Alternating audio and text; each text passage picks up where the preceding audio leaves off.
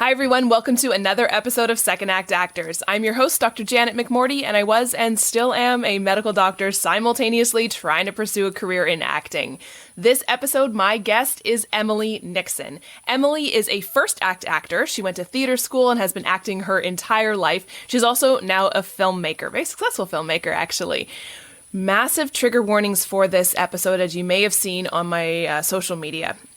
Make sure to pay attention to the show notes below for times when these possible triggers can occur, because Emily has a really difficult story to tell about her time in theater school. And so we take a deep, very honest, very critical, vulnerable, dark, deep dive into acting teachers, schools, and studios that have institutionalized and normalized abusive behavior in the name of training. And we talk about that quite a bit.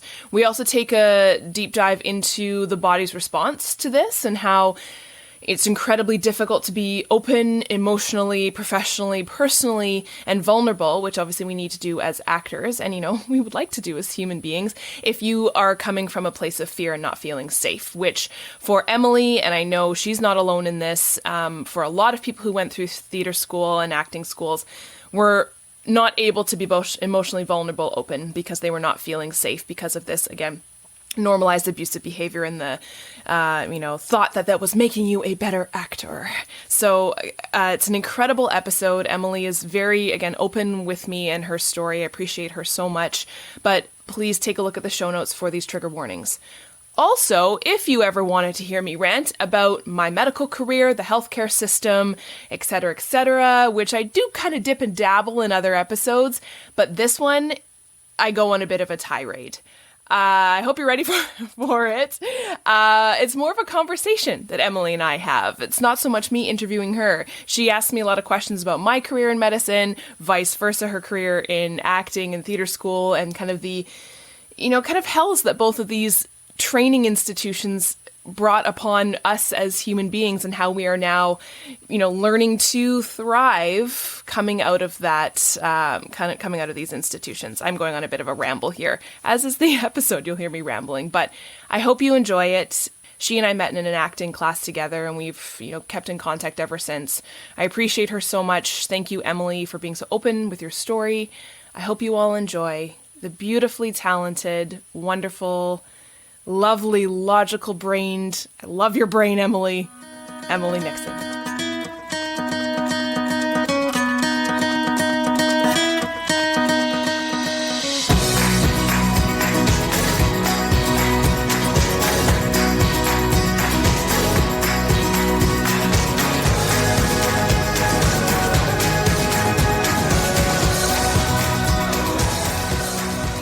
I'm talking mainly to people who had a career, had a life, and then switched to acting. So kind of you had your first act, me as a doctor, second act acting. You are one of the offshoot episodes as an actor. Because this is what you do and you do it well. Yeah, tell me your story. Acting was the first thing I ever said I wanted to be when I was a kid. And that never changed. With the brief exception of I wanted to be a secret agent at one time. And I wanted to also be a visual artist, and I'm still a visual artist, but I don't it's more just for pleasure and not for work. My friends always used to joke about how lucky I was that I always knew what I wanted to do. And, as much as I love acting, my joke back was, would have been easier if I had always known I wanted to be a dentist. But no, I that's never changed for me. I always knew what I wanted to do, and I can be a bit of a terrier when it comes to big life things where it's no, this is what I'm going to do, and I'll just keep doing it. And I also love it, and it's just definitely what I've always wanted to do. And where did that come from? Do you have a memory of saying, "Oh, I want to be an actor," or was it always just something that was there? It's always something that was there. It was literally and my parents tell me this as well, but ever since I was 3 or 4 or, just a little kiddo being what do you want to be when you grow up? That was always what I said. And I think it was just because I loved all the kid versions of it, running around pretending to be other people or other characters or animals, things like that. I don't particularly know where it came from. I just kind of knew. Yeah, like just pure imagination that you loved and creativity growing up. Yeah. Were your parents are your parents very creative people? My parents are both veterinarians. Oh, wow. Yeah. So they're both like specialist veterinarians. So my mom's a geriatric feline practitioner, and my stepdad is a veterinary pathologist. So, but both big lovers of the arts. And like my grandfather was a mathematician. He was a theoretical geometrist, but a huge lover of like chamber music. And so there was always like a huge arts aspect. And like, for example, my grandparents were refugees from Germany in World War II. And he traveled through like Czechoslovakia, and then like the Quakers snuck him into the States, and then he snuck into Canada, but he brought his cello the entire way. Like almost nothing, but he brought his freaking cello, which is huge. So there's like, my family's largely scientists and, you know, left brain sort of folks, but with a huge love for the arts. And a respect for it. Yeah, absolutely. Yeah. I think there's definitely that story of your grandfather. That's incredible, right? Like that needs to be a movie. That needs to be that's amazing. But again, the respect for it, because there's lots of people who I've chatted with who've come from, you know, parents who've been very logical, analytical, go to school to become the dentist, to become the doctor, lawyer, you know, profession. Right. And they like the arts, but not enough to respect it as a career path.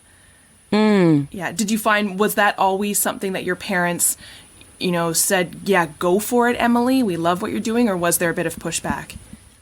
No, they've always been super supportive. Yeah, I'm incredibly lucky that way. My mom raised me by herself for most of my life, and, you know, I got a stepdad when I was 10. So ever since I was little, she was like, just do what you're passionate about, which is so, you know, freaking lucky. Yeah. Am I allowed to ask you a question? Sure. Was yours that way? Were your parents like, how did they feel about you being an artist? I was a very creative person growing up. And just having this show, thinking back, you know, to the memories of my childhood. And I have very creative parents. Both my parents are musicians. My dad was a dancer and done some acting. And my mom, you know, plays guitar and the bagpipes. And my dad plays the bagpipes. And I always had really creative people in our house and in my life. But they were also very like logical brained as well too. And so there was never really a push to go any one direction. Again, very supportive, saying do whatever you love. And I did truly love the arts and the creativity. I was in band, I was in choir, I was in theater. But I do truly love the science of what I do. And so that kind of pushed me. I think my logical brain definitely took over when I said, what do I want to be when I grow up? It's like, sure, I would have loved to gone to theater school. I'd love to gone to any of that stuff. But I was like, you know what? I do like the science. Let's go that way. But then, of course, now I'm realizing I completely shut out the creative part of my brain for 20 odd years to get where I am to be a doctor. And now I'm kind of feeling I don't want to say consequences, because consequences sounds super dramatic, but feeling the urge to get back into that creative part.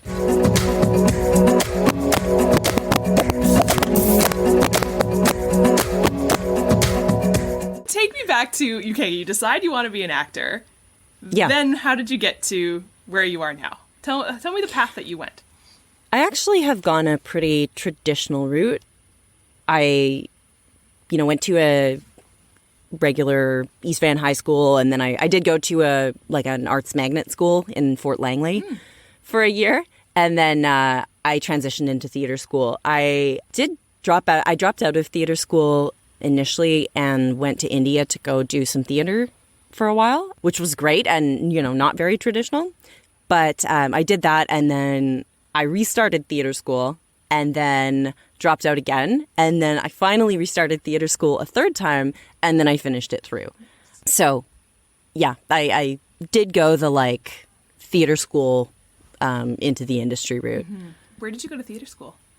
I went to X University, which we used to call Ryerson University. But, yeah, so traditional conservatory 4-year program, went through that. Yeah. And that's what brought you from Vancouver to Toronto? Exactly, yeah. Well, I lived in Montreal in between, and then in I lived in Montreal and then in Nelson, BC. And then I love your face because it's like, you know, all the BC, Vancouver places. And then finally to Toronto. And I was like, I hate Toronto. I never want to live in Toronto. I wanted to go to the National Theatre School like so badly. And I was so set on that. And I was doing like a 17-year-old, like, follow your dreams blindly sort of thing at the time, take big risks. So I made some really like wild risks. Like I moved to Montreal because I was like, if I want to go to National Theatre School, like I had a callback in the audition process. So I was like, oh no, next year's the year. And then so I was just like, I'm just going to move to Montreal and manifest my destiny, which is nuts. Because I lived there, I moved in January and I'd never been there before. And I had like $200 in my bank account. I'd never lived away from my parents. I'd never even had like a proper job. That was one of the wilder choices I've ever made. And I did not get into NTS. I got callbacks 3 years in a row for them, but I didn't get in. And I was like, oh, fuck it. And I got into Ryerson on the first try. And that's just where I went, even though I hated Toronto initially. This is such a broad question, but I'm just so curious about like the audition process, getting into National Theatre School. Yeah. Like, what is theatre school like? Theatre school, well, I graduated in 2014. So things have definitely changed. At least from what I'm hearing, things are evolving. But it's a regular like 2-stage audition process. So you'll do your auditions, you'll get called in for an audition, chosen from your, like, because X university is a university, I had to have a certain grade point average and you have to write like an essay to get in and regular university stuff. And then I had an audition. I made it through the audition process. You have to prepare like, I think it's 2 contrasting monologues and then a 1-minute version of your favorite play. I think it's 1 minute or 3 minute. I don't remember. And then, you do your audition, you do your callback, and then you have an interview, and then you get accepted or don't get accepted. That, and then you go to the school. And for most theatre schools in Canada, they have rigorous is perhaps too kind of a word. They have a very cutthroat process where a lot of them cut, 25% to 50% of their first year class. So you can spend, $6,000 or $8,000 and then not be welcomed back into the second year. Whoa. Wow. Really? Yep. How does that work? Or is it magic that you don't understand and suddenly you get a rejection slip? I mean, it's both things. It's, so there's like it's a really problematic, like very old school system. At least it was when I was going to theater school. And, that was what all my friends across all different theater schools was saying, was that it was like super problematic. I have a friend who's, a friendly acquaintance. He's Black and he talks about like how he felt like he was too Black for theater school. So like he was kicked out, but he felt like he just wasn't allowed to be like the fullness of who he was, and his Blackness and his Black identity was not wanted. And he's certainly not the only person who felt that way. I had a class of 25 and 23 of us were white. So that's pretty rough. But there's also, a lot of people who have spoken out about eating disorders that they've formed or have been exacerbated through the theater school process. People, like, so much sexual harassment going on in theater schools. Like I had one prof, while he was grading me, like while I was in his class, who would text me or send me Facebook messages being like, hey, sexy, what are you doing right now at 2 a.m.? Yeah, I believe he still teaches there. And I totally told another prof about him and they did nothing. But so, yeah, it's wild. And I would say overall, like, when I was in theater school and when I graduated, I think people would call it like a tough, they would refer to themselves as like tough or rigorous or like trying to toughen you up for the industry. But I really think it's fundamentally bullying. So myself and some other folks who were in my theater school at the time have, reached out to some of the teachers and said like, hey, we need to talk about your process. And as folks who are now like professionals within the industry, the way you taught us was not okay. And you are still teaching. So like I can't get into the details of it because we've all signed contracts and such. But there was one prof that a group of us went through professional mediation with. And they were incredibly receptive and they were absolutely wonderful. And they were like, yeah, I really, in the 10 years afterwards, I really see how the way I was teaching was based out of fear. And it was like to diminish the students because I was so afraid of not cutting enough people that I was you know. Yeah, they face, the teachers face a lot of pressures. Yeah. Pressures from above, from like faculty heads and things like that to cut their numbers. Like I have one very dear friend who was put up in front of the class, the acting class one time, and told like, you have no friends because you're so weird, no one can like you. And this was, you know, under the auspice of pedagogy. Yeah. Another friend, you know, there were two women in our class, and one of them was doing quite well and the other wasn't. They were very close. And the one who was getting the good grades was told that she shouldn't associate with her friend because her friend was bringing her down. So much like this. So much like this. I was told that I was too intelligent to ever be a successful actor. Okay. Yeah, you know, looking back, this was why I left theater school the first and second times was, it was just brutal to be told, like, you know, and I wonder now looking back, like, would they have said that to a man? Great point. Yeah, thanks. I was told, like, you're too intelligent, it will only get in your way. You know, a classic little quip from the main acting teacher at the time was, you don't have to be stupid to be an actor, but it sure helps. Oh. Yeah, right? I had a lot of shame about the way my brain worked for a long time. And so I was like 20 something, like in my early 20s at the time. So I would do silly games like, you know, I would lessen my language and like my capacity to use larger words. And I would just like pretend not to understand things sometimes. Like I would kind of pepper it throughout as like a sort of game of like, oh, if I pretend I don't understand this thing that this person is saying, they'll think I'm less smart than I am. Like I was just trying to kind of game it and look like I didn't understand things. I was ashamed of my high grades in my academic classes. Things like that. Like it was just a bit of a nightmare when I was going. And that's not just my experience. That's the experience of a lot of people who were going through the theater school process at that time.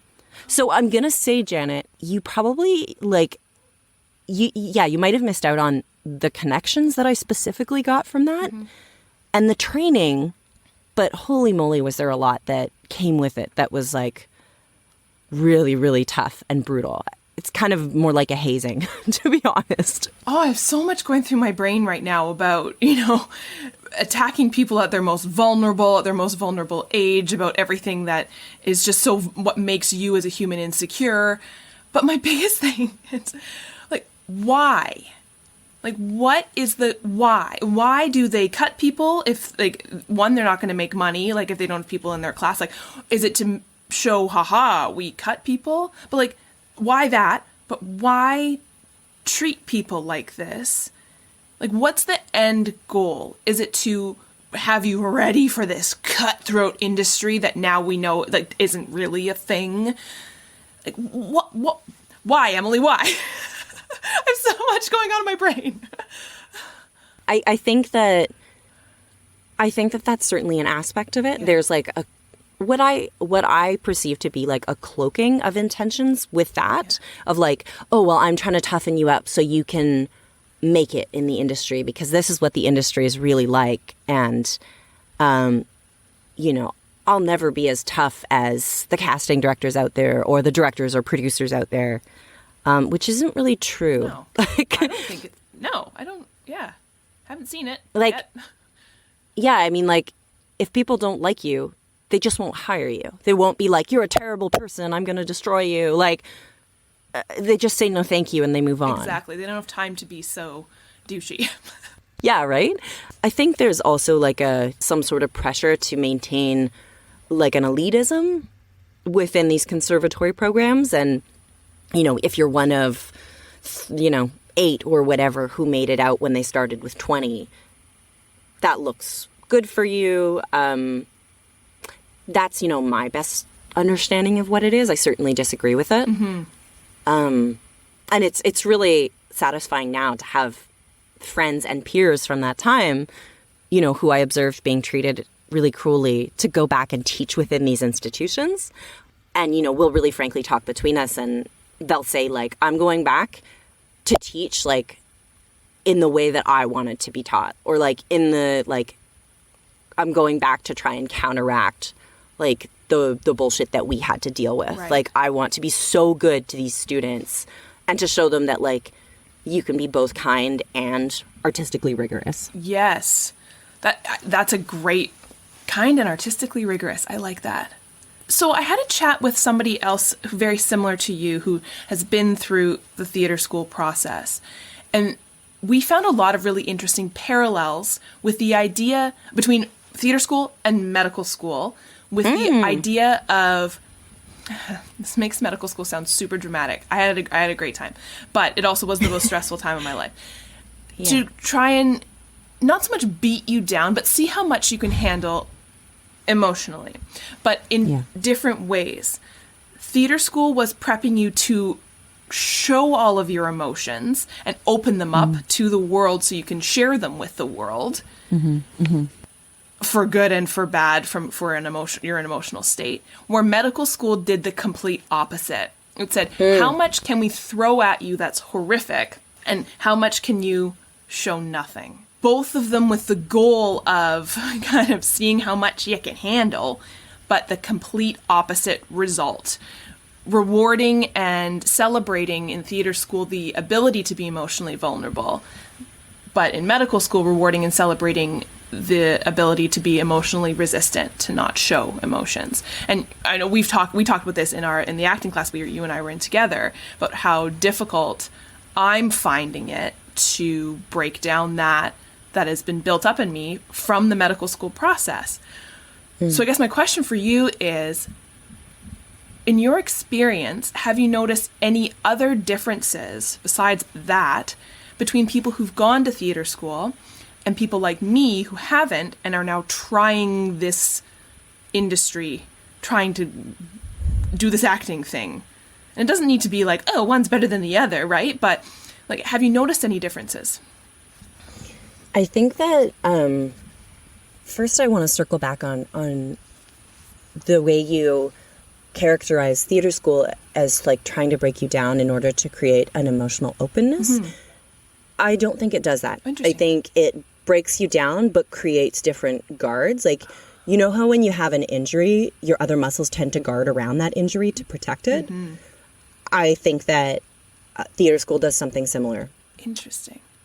So because you experience this emotional and psychological trauma or bullying, a lot of us, you just create an emotional guard around it. So I think that, I was talking with a friend who's a psychologist, and he was saying that as humans, and I'm sure you know this already, but it was news to me, that like we can't really take risks unless we feel safe, right? Yeah. And when you're in an environment where you're feeling like you might be emotionally attacked or humiliated or shamed in front of a group of your peers, you're certainly not going to be open and take risks and show what's really going on for you. Yeah. So I think that it can create kind of an illusion of emotional openness, but I don't believe that that anyone can really flourish or be artistically whole or present in an environment where they're afraid that they're going to be emotionally assaulted at any time. It's like the Shelley Duvall story of working on The Shining, right? Like, she was so terrified through the whole thing because of what she was being put through. Like, what we're seeing on film is like, yeah, it's genius, but it's just her being terrorized by a tyrant director. And fundamentally, like, I don't ever think that an artistic greatness is worth more than people's lives and people's mental health. So there's never like an end justifies the means here for me. But going back to your question that you had asked, do I see a difference? In some ways, yes. There is a shared experience, truthfully, of like, those of us who have gone through theater school, and I'm not exaggerating, but most of us go, oh yeah, like there's that kind of knowing, like we've both been through that thing that we have, and usually some like war stories and gallows humor. Yeah, exactly. Right. But in terms of quality of work, no, I don't really see a difference. I see some like greater knowledge about things or greater references. Like, I'll be able to say, like, when I see a performance, on film or something like that, I can say like, okay, this is like a send up to like a pachinko style of clown. I can see that they're doing that because, we've gone through, I can say like, oh, that's clearly a commedia dell'arte, like modernization. We're seeing the different tropes, blah, blah. Like I have all that kind of historical, and that kind of just knowledge. Yeah. But again, like it's so hugely slanted towards a Western perspective, the studies that we did. Like I can't tell you anything about like traditional indigenous theater practices because of my theater school training. I can talk forever about Aristotle's Poetics though, So I can talk to you a lot about Shakespeare, but I can't talk to you in much depth about like Butoh practice. I have a vague understanding, but not a real knowledge. Right. Yeah. So I don't know. I don't think you're any worse off for not having gone to theater school. And I feel a sense of admiration in some ways. Like I'm somebody who has a lot of curiosities, a lot of interests. I also love anatomy and the way the body works. And I'm probably the only, anatomy is like such a rigorous, boring thing to learn, but I also really love it. And I love so much, about science and I was going to say math, but that's a giant lie. Just about, so many things to learn in this world that I think you're in some ways, have a more rich perspective. Yeah. And that's the vibe I get from a lot of the other second act actors I talk to, right, is the ability to bring in a rich background from rich experiences. But there's good and there's bad to both ways to getting into this industry, right? And I think we pull from our experiences no matter what. Like, it's not like you just sat in X university and didn't leave the classroom for the years that you were there. Like, you were building stuff. I just had a thing like triggered in my brain I wanted to ask you really quick. Yeah. Do you think the reason why they were teaching in the way that they were teaching, was it prepping you for the rejection that is just innate in this? Is that the why?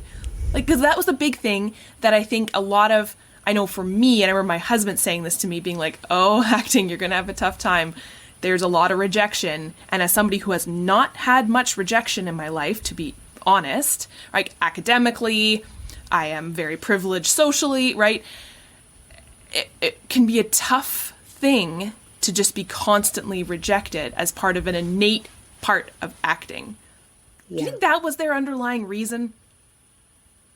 I don't know. That's the same kind of logic as like, I'm going to be so mean to my kid so that they're ready for all the mean people in the world. Like, no, so mean. That's not what we do. Yeah. We teach people like that they have an innate sense of worth and that they have innate value because the industry will take care of the rejection on its own. Great point. Yeah. you know, I mean, perhaps that was part of the logic of it. Yeah. Fuck, there's so many teachers who are each unique, complex human beings and professionals in their own right and have their own neuroses and fears and dreams and aspirations. Who knows why they taught the way they did? Yeah. And it's so funny talking to some of them now who have completely remember my experience differently. Like I work with some of the teachers that taught me and, who I have distinct memories of them, expressing negative opinions about my work, but who now will say things to others like, oh, Emily was like one of my favorite students. I knew she was a genius the second she stepped into my room. And I'm like, I'm pretty sure you didn't. And I have the diary entries to prove it with like the tear stains all over them.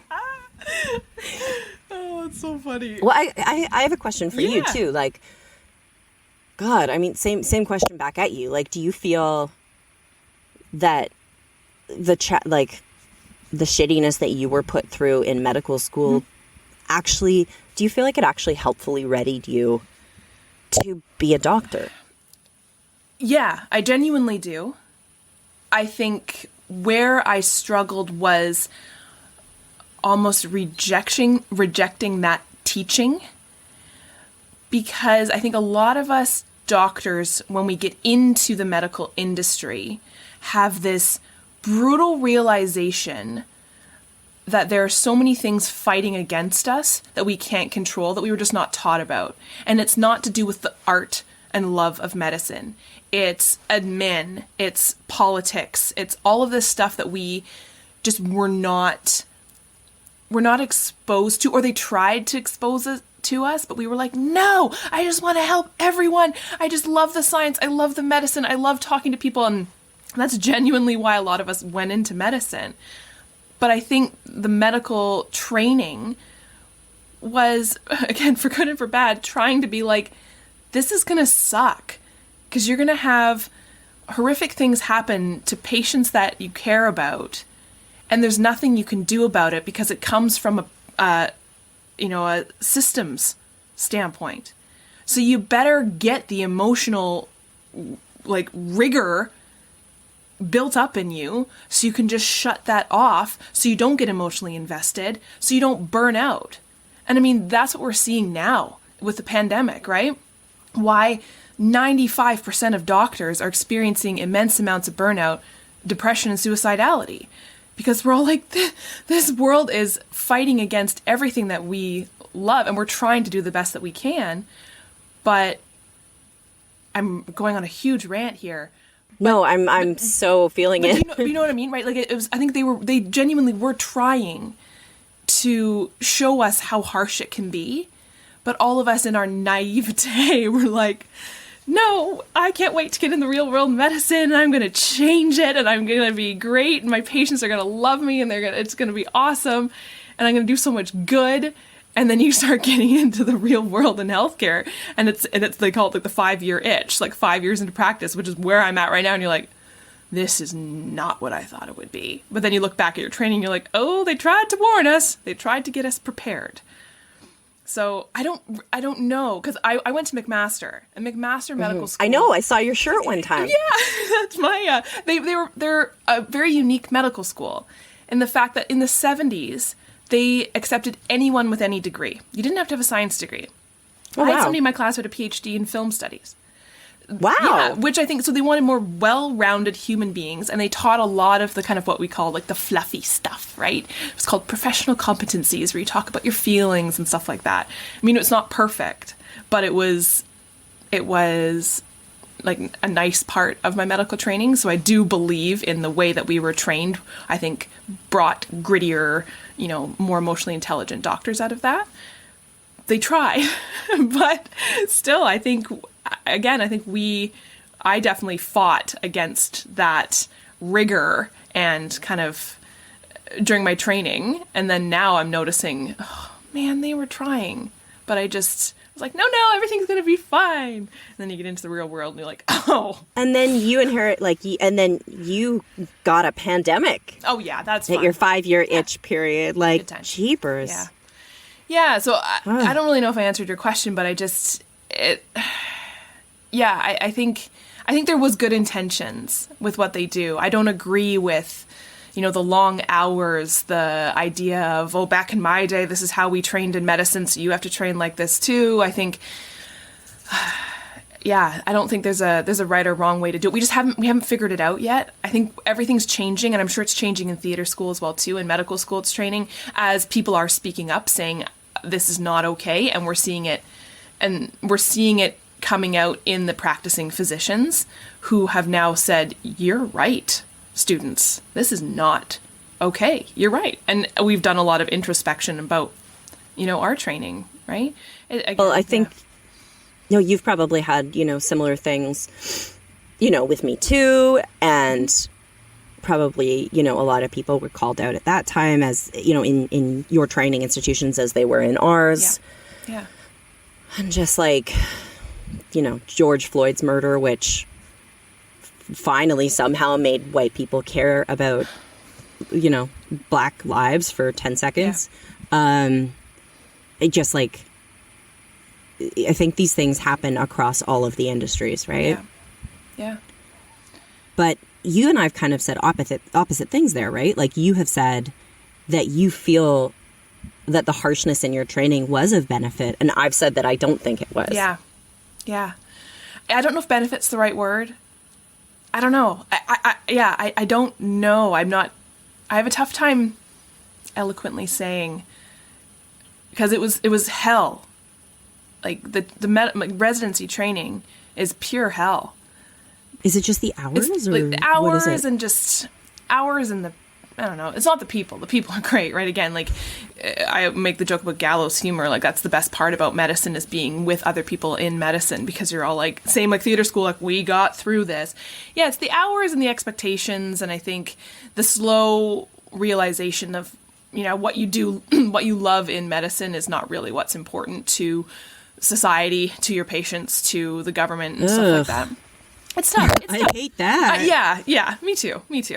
And I think the big thing you were talking about the Me Too movement, and I think we as women in medicine are definitely noticing a lot of things. I mean, women in medicine make significantly less money than men in medicine who do the exact same thing. Well, it's one of those things that I think it is changing slowly, but, as a male doctor, the like stereotypical male doctor.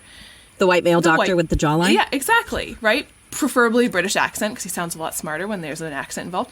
But like they can get away unless it's I was gonna say unless it's Cockney. That's true. Then you're just like you want a doctor with RP, not with Cockney. Yeah, exactly. Well, they can get away with being a bit more standoffish, where women. I think the reason why we make less, that they're like, in my opinion, is we see less patients throughout the day because we spend more time with them. Because if we don't, we're seen as rude. Oh my God. But I will tell you, I was going to say the only doctors that I've been dangerously misdiagnosed by were all men. And so there is really good evidence showing that women are better surgeons, better surgical outcomes, better medical outcomes, but men make way more money. It's because we get paid per person. It's interesting because if you look at complaints to our college, like our doctor college, most complaints against men are like there's not that many, but like like something went wrong, misdiagnosed, like something dangerous occurred. Yeah, that is why complaints should happen to the college, right? Like what you experienced. All like 98% complaints against women are, she wasn't nice to me, she was rude, she was mean, I didn't like her tone, she didn't spend enough time with me, she was late. And you're like, this doesn't happen to men. No, that's trash. It's trash.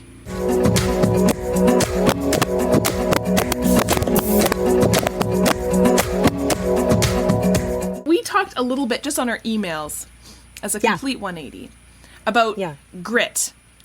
And the book that I'm reading, Grit, and I think you said you've read it. Angela Duckworth, right? And hilariously for me, it's taking me forever to get through it. Clearly, I'm not a very gritty person. I know I'm not a very gritty clearly person. you are because you're continuing to work Well, through there it. you go. Thank you. I appreciate that. Boom. But I did her like grittiness test. And I was not very gritty because I tend to flit between interests, right? There's the idea that she talks about being, it feels really good being a promising beginner. Ooh, doesn't it? Right? Yeah. It feels really good. And I have been that many times, and it feels great. Me too. It's the best. It's the best. But then you kind of get to the point where in order to kind of compete against the big kids, you got to put in more effort. So you either put in more effort and you become the gritty person, or you just say, meh, I'll just put that hobby aside and find the next new one so I can feel that serotonin boost of being a promising beginner. So as someone who's been an actor and stuck with the acting, what are your secrets and what kind of lights your fire on the days you're not feeling so gritty? I think, deadlines are extremely helpful. The fact that if I have an audition that comes in from my agent, I'm not going to not do it. There is an expectation. We're in a business relationship. I have to get her that tape. I have to get her that, that recording. So that really helps. I think if I didn't have a network of people expecting things of me, when I'm working on a theater project, you're not just going to not show up to rehearsal one day. You're going to screw everyone over if you do that. It's not okay. You're going to let people down. So I think in the same way that, having a gym buddy can help, you are accountable to somebody else to continue with your goals, building a network of people who rely on you in some capacity, whether that's, they professionally rely on you because they have to call the rehearsal if you're not there, or, your agent's going to look bad. You're going to sever that relationship if you don't deliver your end of the bargain. Mm-hmm. That's extremely helpful. But I know, because I'm a writer as well, I have kind of mocked up a similar situation for myself. A lot of people do this by having a writing group where maybe you meet once a month or every 2 weeks. If you don't have material to share, it lets down everyone else because you've all agreed to participate in this network. So I think, as a writer, I'll do things like this is like kind of, a wild move, I guess, is like I'll hire, I'll reach out to the actors and say, hey, I'm writing something for you. Because if I don't deliver them something, I'm like, that's so hurtful. Or like I kind of build in false, networks of necessity. Yeah. That's really helpful. So like if I was an actor who didn't have an agent or something like that, mm-hmm. I would, and I would encourage people who are in that position to do something similar. So whether it's as simple as having a class where like, if you haven't prepped your scene, you're failing your scene partner, you're failing your teacher, you're failing the rest of the class. That social stress is so helpful and so productive, I find. Yeah. And then also my bullishness. I can be extremely single-minded and extremely stubborn. And I've just decided that this is what I'm doing. And we keep walking on this path. Like, even if, this is just the direction we're going in. So we're going to keep walking. Yeah. Yeah. You're just doing it. This is what you chose. Yeah. I love it. Yeah, absolutely. And I've always felt like a sense of calling towards it as well. Mm-hmm.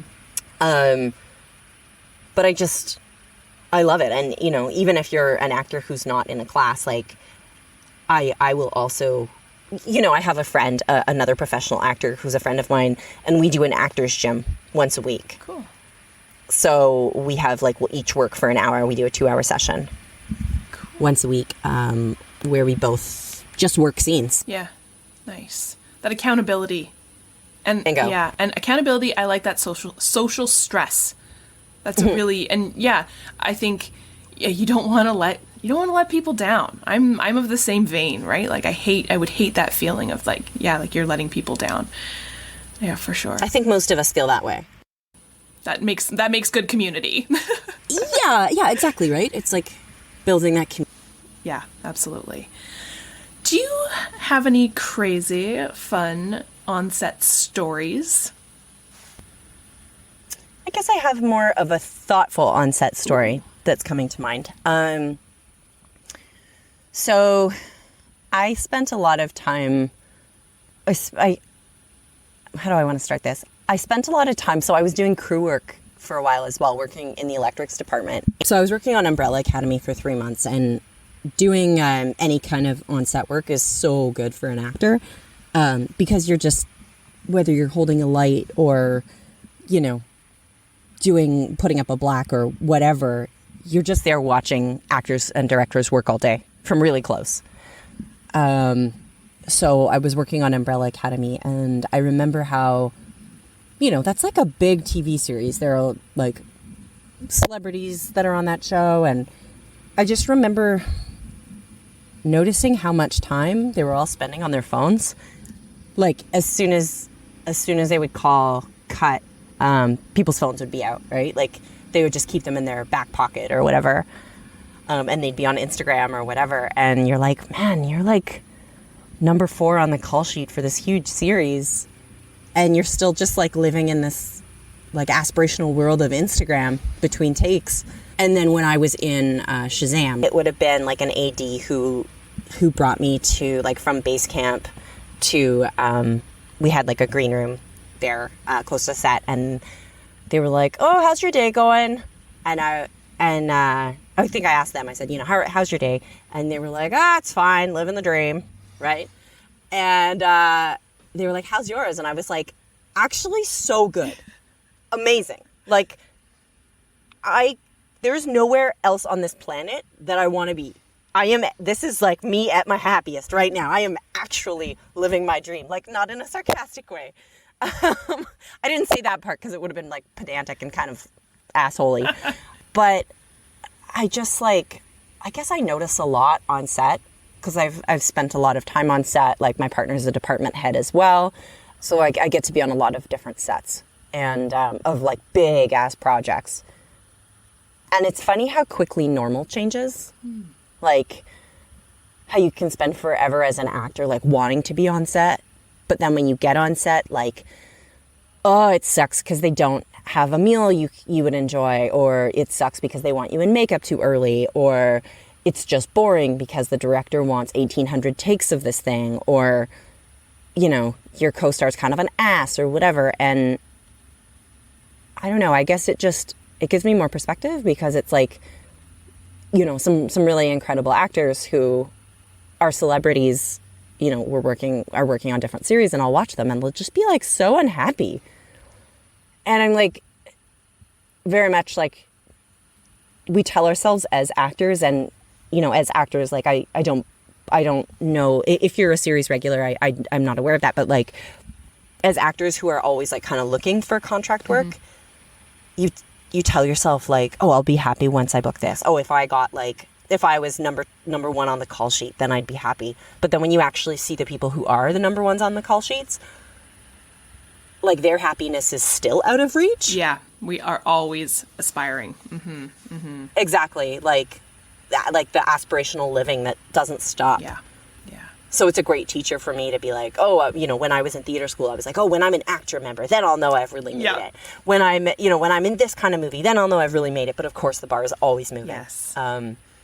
So that's a great reminder. And also just like I have the benefit of perspective of working, you know, I've worked as an electric, I've worked as a scenic painter, I've worked, obviously my main experience is as an actor and also as a filmmaker.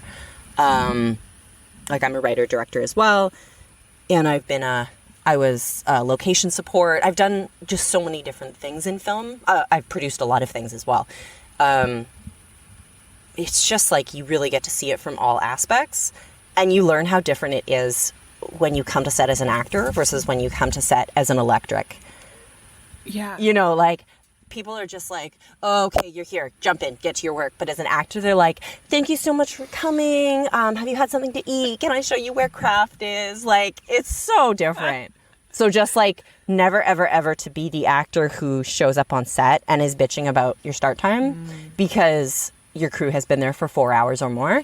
So I do remember one time on a set for a big project, there was one of the lead actors who had to walk up the stairs. Like we were working inside a set that was like a big mansion, and he had to walk up the stairs and say his line. And, you know, the director said, can you please do this? And this actor said like, ugh, now this day is boring and exhausting. And I was there and I was like holding a 50-pound light, and I was like, absolutely shut it right now. Absolutely shut your mouth. And I wasn't spots. Yeah, right? Like, here, take this light. And obviously I couldn't say that. And I wouldn't have said that, but it's just so good for me when I come onto a set as an actor to like really be fucking gracious, because everyone is way more tired than you and working way harder than you. I remember reading something, or maybe it was a podcast I was listening to about acting, and it was a realization for me as a naive person in this industry about how you as the actor, even though you may think you're the most important person there, because literally everything is revolving around you, like literally, but you are just the tiniest cog in one gigantic big machine. So be fucking gracious. Yeah. And be present and enjoy where you are. Because like you're saying, like, a big thing for me is just putting away my phone whenever I'm on set. Because I'm like, just be here. This is what you want. Put your damn phone away and experience this. Be present. It's hard, but yeah. And be fucking gracious. Why? This industry's tiny. Don't be dick. Oh, well, like, you know, my partner is a gaffer, and so that's the head of the electrics department.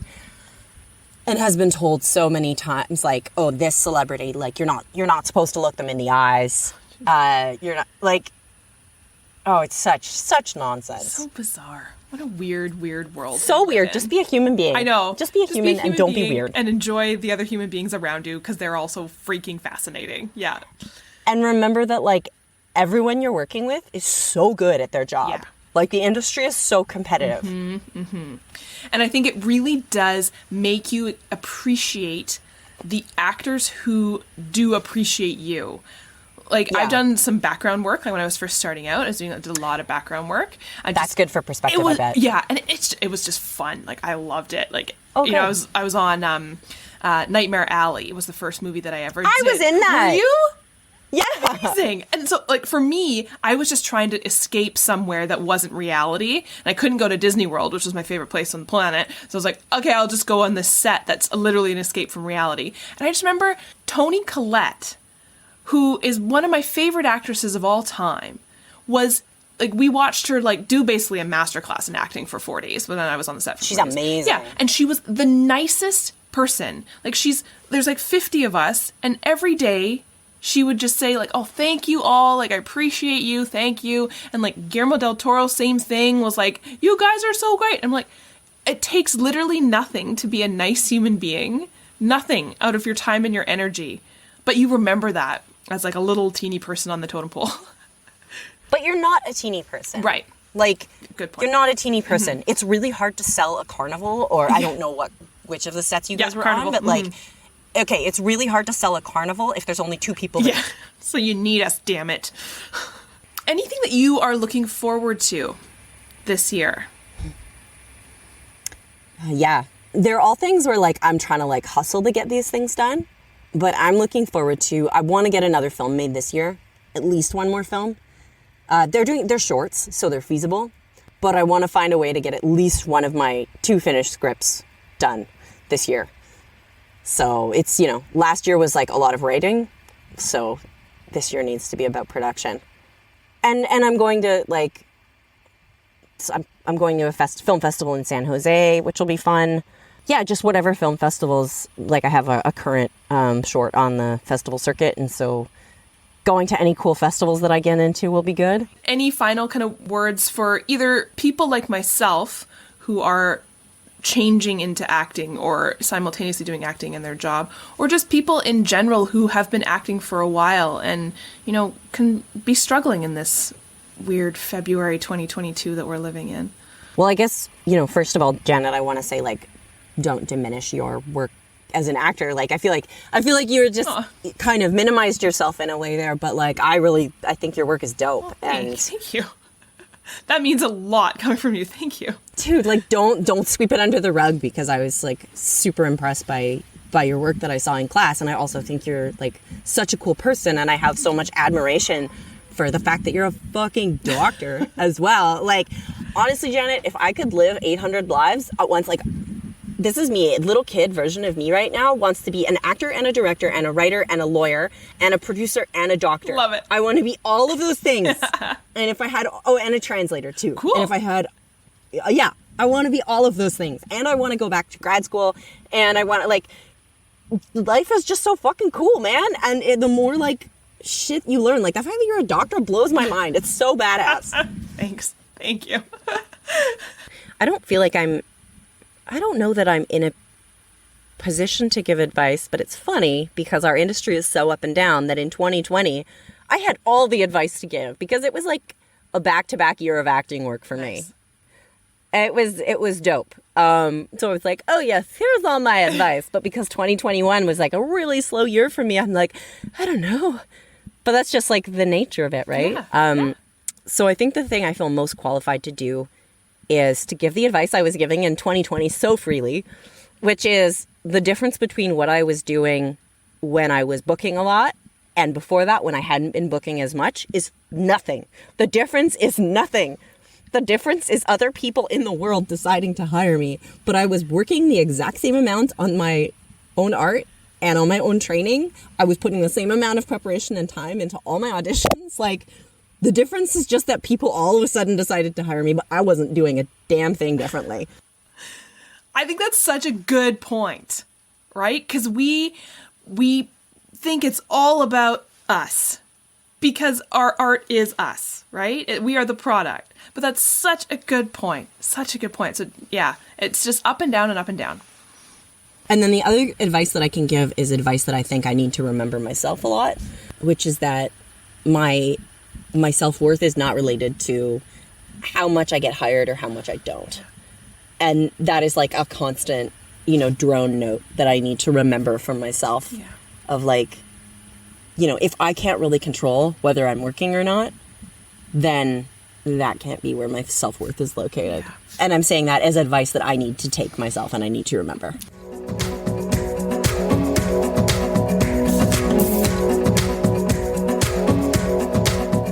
Thank you, everyone, for tuning in, and thank you, Emily, for being so open, honest, critical, questioning, passionate about your story and advocacy work. And I appreciate you again for taking the time out of, I know, your very busy schedule to share your story with me and with everyone else. I know you're not alone in what you've experienced in your acting career, and I hope now people realize, unfortunately, if they have had similar situations to yourself, that they are not alone and that there are people out there who want to hear your story, share your story, and empathize with your story. And we need to support each other. Actors need to support actors because this is a vulnerable career path. It's a vulnerable place to put ourselves in, and we need to feel safe. Our body will not allow us to feel emotion and feel vulnerability that we need as actors and that we need as human beings to be good people in this world if we do not feel safe. Our body literally will not allow that.